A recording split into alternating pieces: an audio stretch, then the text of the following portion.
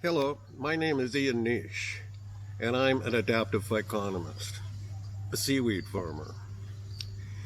In this video, I'm presenting a very personal perspective of how I saw valorization development of tropical Asian red seaweed farming. My phyconomy vocation has followed on the work of my father, Arthur Nish, who was a pioneer of red seaweed farming at a time when the field was almost exclusive to China and Japan. In 1965, I started a phyconomy life in my home province of Nova Scotia in Canada, in the frigid, stormy waters of the North Atlantic. But by 1974, I had experienced the joys of warm water in Indonesia.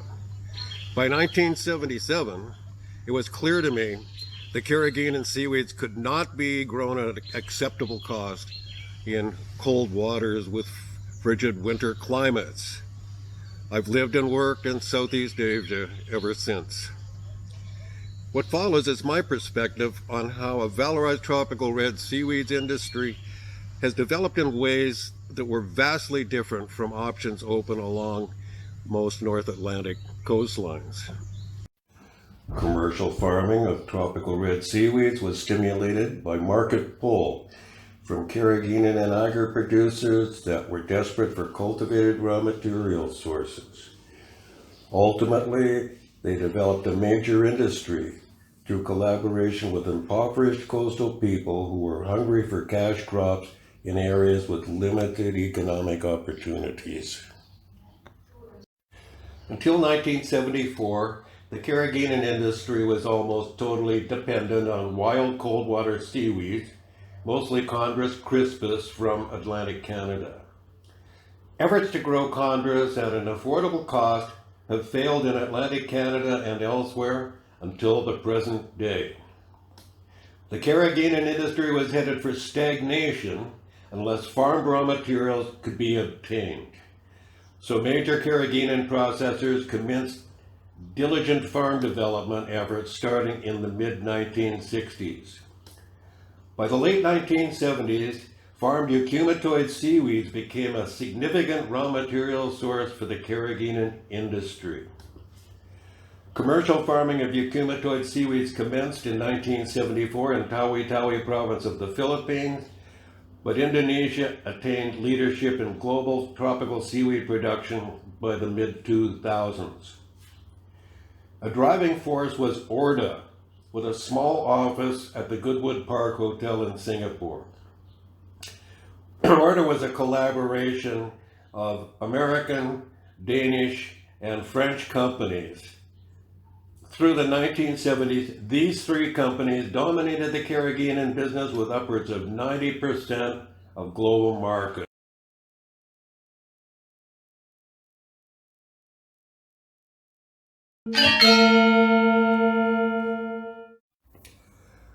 Lesson 1. Tropical red seaweed farm development was funded and driven by entrepreneurial value chain players. Market system providers and governance enforcers got active only after seaweed farming and value chains were well established. Industry estimates for monthly production of raw dried seaweeds from Indonesia totals about 25 to 30,000 dry tons per month, including Capophycus, Gracilaria, and Eucuma. This map shows Indonesian seaweed source areas for about 2019-2020. This is a rather complicated figure, so feel free to pause this video and study it at your leisure. Confirmed data are unavailable, but informal industry consensus places current Indonesian seaweed production in the range of 300 to 360,000 dry tons per annum.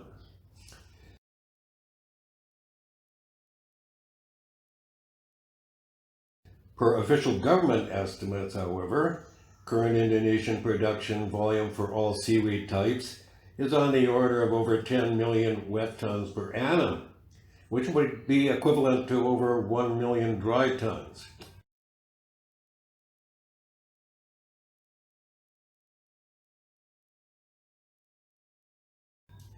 Industry sources estimate that annual revenues accruing to Indonesian seaweed farmers is about $500 million US.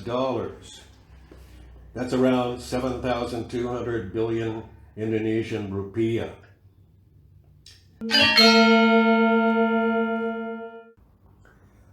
Lesson 2.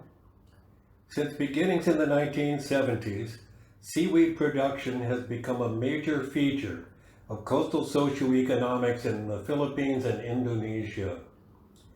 Seaweed farmers are a constituency that has dedicated support from all levels of government.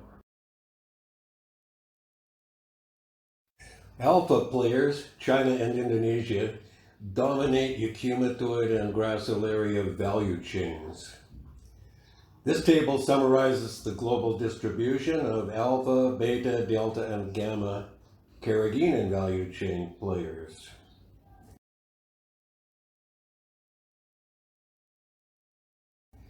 As alpha processor, China can supply most global demand for eumetoid carrageenan and gracilaria agar. Access to protected domestic alpha markets give China's processors a decisive global advantage. As alpha seaweed supplier, Indonesia can supply virtually all global demand for eumetoids and probably gracilaria at unbeatable prices. Shared ethnic origins of Chinese, Indonesian, and other Southeast Asian major value chain players facilitate value chains that connect through China. Some business practices that prevail through the China connection include strategic business alliances that often count for more than legalistic business arrangements, business models that emphasize cash flow rather than equity appreciation, and early polluting stages of processing that are being located near to seaweed sources.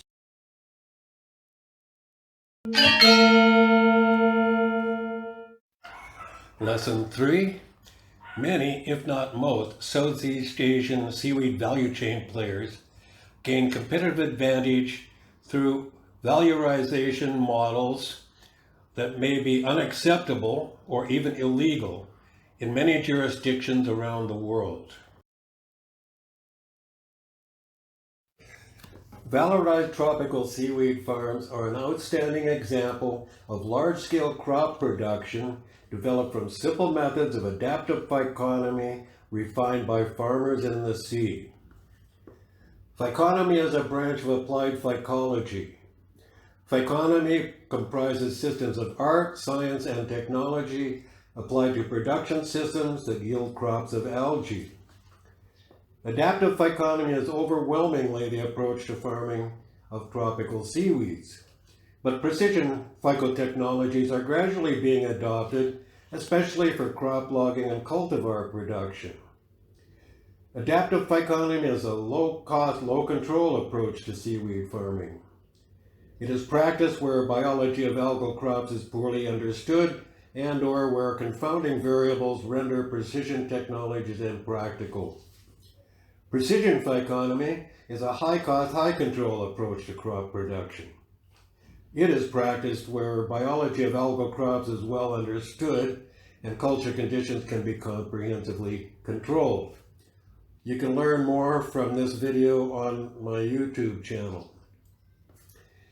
Reflexive bottom-up paths build adaptive phyconomy system structures and functions. The adaptive phyconomist is both cultivator and innovator. Lesson 4. The strength of Indonesian seaweed farming lies in the adaptive Phyconomy talents of thousands of highly motivated family farmers. Precision Phyconomy is evolving into Indonesian farm systems, but many other jurisdictions are probably far more dependent on it for success.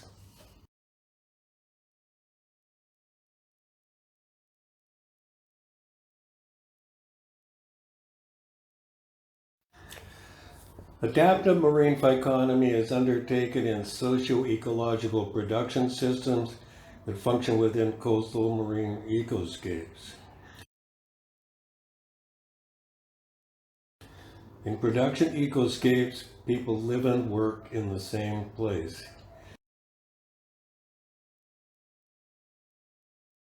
Materials and energy flows occur in production ecoscapes.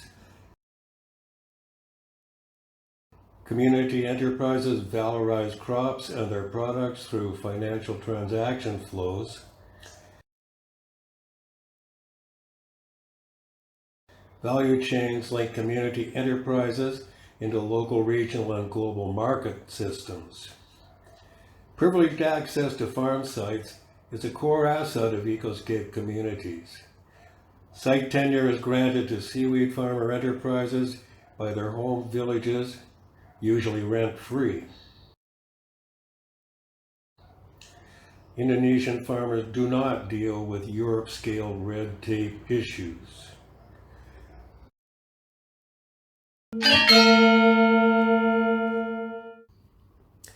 Lesson 5. Indonesian seaweed farming is integrated into the norms, folkways, and mores of village life and is not tied up in excessive government red tape. Seaweed producers in other jurisdictions may find that competing coastal planning imperatives place seaweed farming at a relative disadvantage. Valorization of tropical red seaweed farms is developed through a series of transaction governance models. These proceed from low to high degrees of explicit coordination.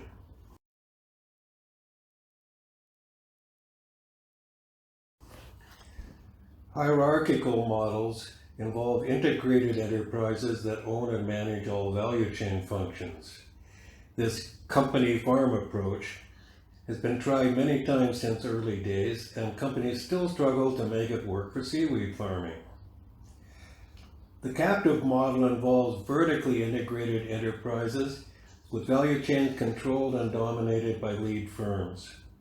This was the dominant model during early years of development, but it was soon supplanted by modular governance. It functioned well when the business was small and within the capacity of medium-sized processors to fund and control dealings with individual farmers. Modular governance involves control by lead firms that determine product specification, trade rules, and so forth. And it was the dominant model during major value chain development. But it was eventually outpaced by market governance during the 2000s. Modular governance is driven by strategic alliances among processors and trader exporters, with farm development and R&D costs and effort shared. Market governance involves arm's-length transactions between buyers and sellers with minimal cooperation among VC players. What matters is price, price, and price. This was the dominant model since the 1990s. But it's waning as value chain players develop more relational models. Market governance led to general market chaos with poor quality controls and stagnating innovation as R&D became copy and follow. Farm development funding, little as it was, mainly came from farmers and traders and no longer by processors. Relational governance systems involve fairly autonomous decision-making among value chain players as collaboration and alliances prevail. Since the mid-2000s, there's been a trend away from market governance and toward relational governance. Relational systems recognize the need for transparent links from seaweed source to value solution. Farm development and processing are moving toward integrated biorefinery systems.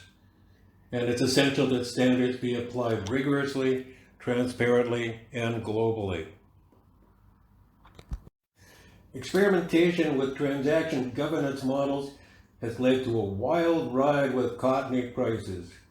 These are Indonesian farm gate prices shown in this graph, and you can see that there have been several boom and bust cycles over the last couple of decades.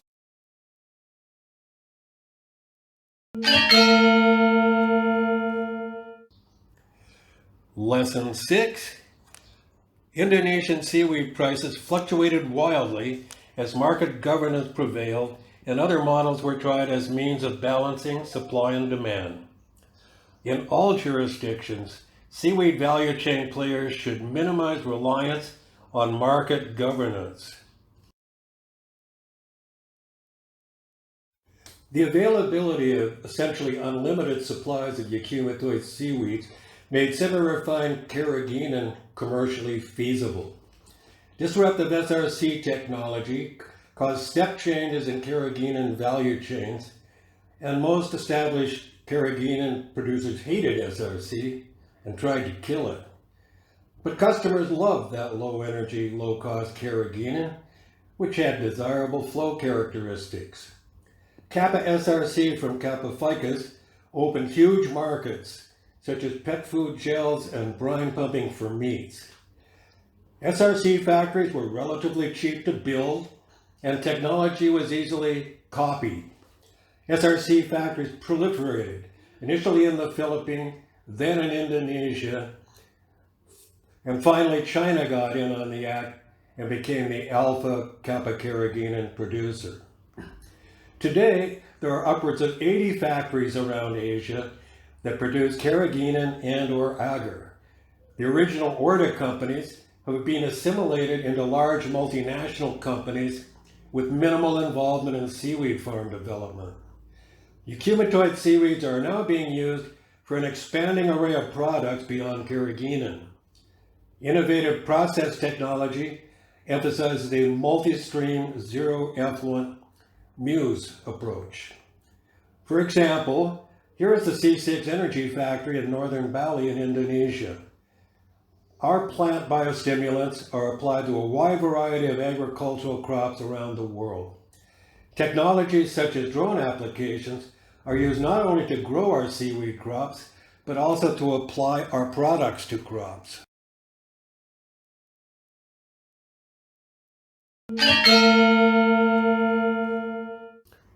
Lesson 7. Tropical red seaweed markets balloon because of new products and markets not anticipated during early farm development. Similar trajectories can be expected in other jurisdictions where seaweed farm development takes place. Indonesian annual seaweed production of 300 to 360,000 tons of dry seaweed worth about $500 million US supports more than 50 to 60,000 farm families. In Southeast Asia, seaweed farming is fundamentally a family business in which individual farm units may be difficult to distinguish because farm families are generally linked into collaborative groups that are, in turn, integrated into ecoscape village life. There's a tendency for women to dominate onshore farming activities while men dominate activities in the sea. While some people work virtually full-time at farm tasks, seaweed farming is generally a part-time activity that injects cash into the blend of socioeconomic activities. Many Phyconomy practices are intentionally inefficient in a way that spreads revenue through the community. For example, excessively small cuttings may be planted as a way of enhancing income for planting groups who get paid piecework for attaching cuttings to lines. Members of groups doing piecework are generally also members of family units that own farm units.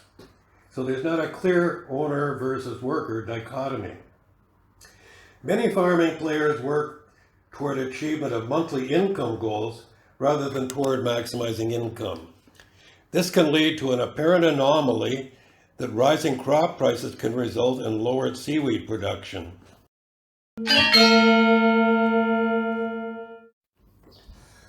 Lesson 8, Southeast Asian coastal community socioeconomic imperatives can result in value chain behavior that seems anomalous according to the norms of the West. This must be accounted for by producers in other jurisdictions who are selling into global markets. The Coral Triangle presents tremendous opportunities for aquaculturists. The Coral Triangle has over 70% of seacoast within 10 degrees of the equator. Coral Triangle ecoregions include many areas where seaweed either is being grown or probably can be grown.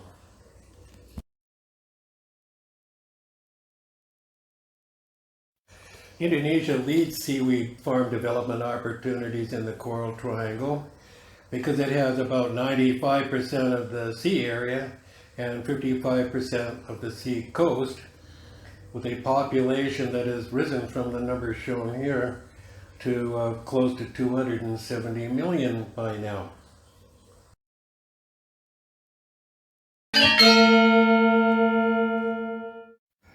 Lesson 9. The Coral Triangle in general, and Indonesia in particular, have vast unrealized potential for tropical seaweed farming.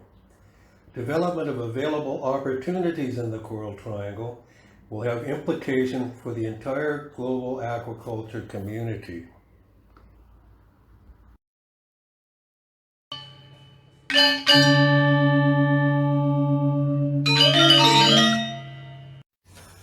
So lesson 10 is my final overview. It seems to me that seaweed farming valorization models in Indonesia are systemically different from those appropriate to many jurisdictions around the world. But Indonesian seaweeds enter global value chains, so there must be global understanding among Phyconomy practitioners around the world.